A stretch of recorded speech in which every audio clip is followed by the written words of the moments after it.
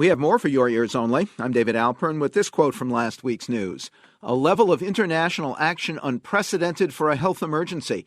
That was UN Secretary General Ban Ki-moon on the effort needed to halt Ebola that has now infected nearly 5,000 and killed more than 2,600 in Liberia, Guinea, and Sierra Leone, where a 3-day home confinement was ordered to locate and isolate others infected. Also last week, President Obama pledged medical aid and up to 3,000 troops to help control the epidemic. Now, this segment from our October 15th, 1989 Newsweek On Air broadcast, again with co-host Warren Levinson of AP. You've given us such a wonderful life, a life that I really never dreamed possible. And it's the most extraordinary feeling to represent a nation and its people. And I can never thank you enough for all the experiences and memories that you've made possible.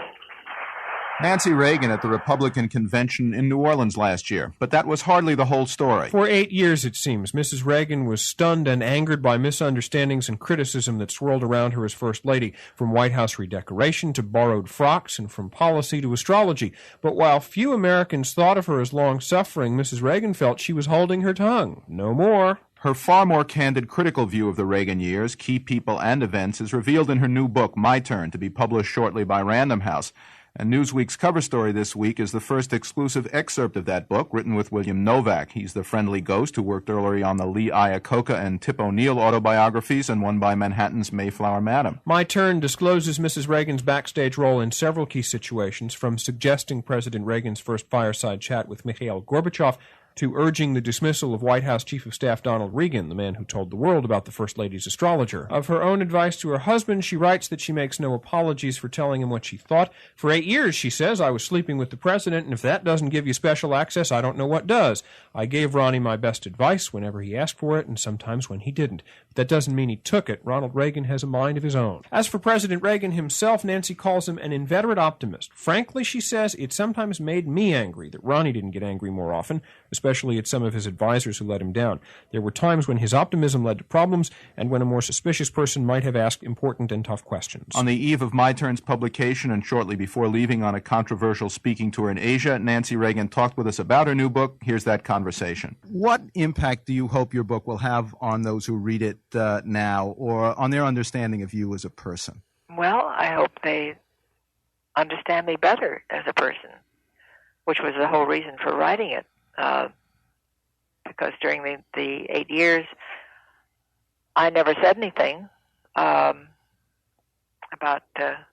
things that were said about me, and I hope this straightens out a lot of things that I didn't feel that I could say at the time. What was the most difficult part of writing the book for you?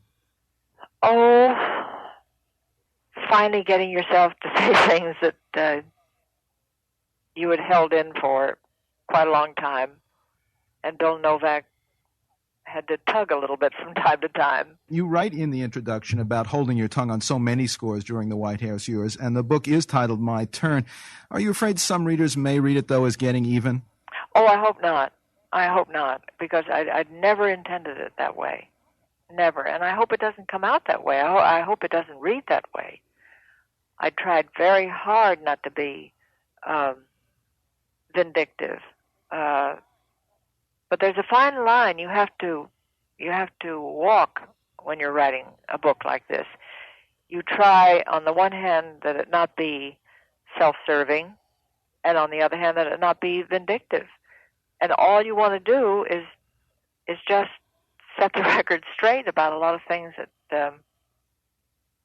had been not straight. You talk candidly about some of the problems you and President Reagan had with your children over the years, the misunderstandings and especially distortions that come with the intensive media coverage. So I wonder if you've made sure that all your children had a chance to read the book first so that there are no surprises for them at least. Well, first let me say, you know, every family has problems. Every family has problems. But to try to solve them when they're on the front pages of the papers every day, then it's very difficult to solve them without there being a lot of misunderstandings and a lot of hurt feelings that could have been avoided. The children have not read the chapters, although I have told them what's in the chapters. As a matter of fact, my son, Ron, told me that I had to go a little bit farther with him than I had gone, which I did. You write at length about the astrology controversy that kicked up in the late years in the White House, but you never actually say whether you still consult Joan Quigley or another astrologer, do you? No, I haven't. I think I said in the book that at the end it was just really a matter of habit more than anything else.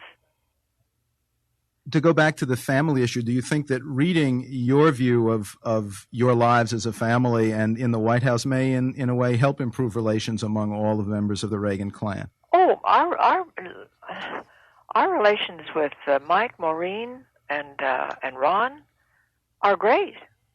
I mean, there's no problem at all. None at all. And the final question is, what's the best part about being out of the White House at last, and what's the worst part?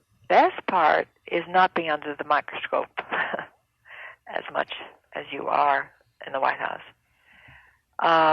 Worst part is you miss the support system that you obviously have in the White House. And as I've said many times, you miss when you need a plumber, you can always get a plumber in the White House. Nancy Reagan, former First Lady of California of the United States and now author of a memoir called My Turn. David, you edited that excerpt for Newsweek. What did you think of the book? I think it's fascinating the way Mrs. Reagan just failed to mention her daughter Patty, the child with whom she admits she's had most trouble. But as she just told us, really opening up isn't easy for her. Among the biggest complaints of her White House years are all those detailed TV drawings and reports on various first family medical problems. At one point, she sort of joked to the president they could exchange framed drawings of their cancer operations. I think many readers will find the Nancy revealed in this book more human and understandable than before, but I suspect that her critics will find sufficient evidence of pettiness, distortion, and manipulation, some spite as well. We've been talking about My Turn, the memoirs of Nancy Reagan, the first excerpts of which are in Newsweek this week. From our October 15th, 1989 broadcast, now this quote from last week's news. More interested in singing Kumbaya with the manufacturers than being a cop on the beat. That was Senator Claire McCaskill on failures by the National Highway Traffic Safety Administration to act on evidence of the fatal failure in GM auto ignition switches detailed by a House committee report earlier in the week.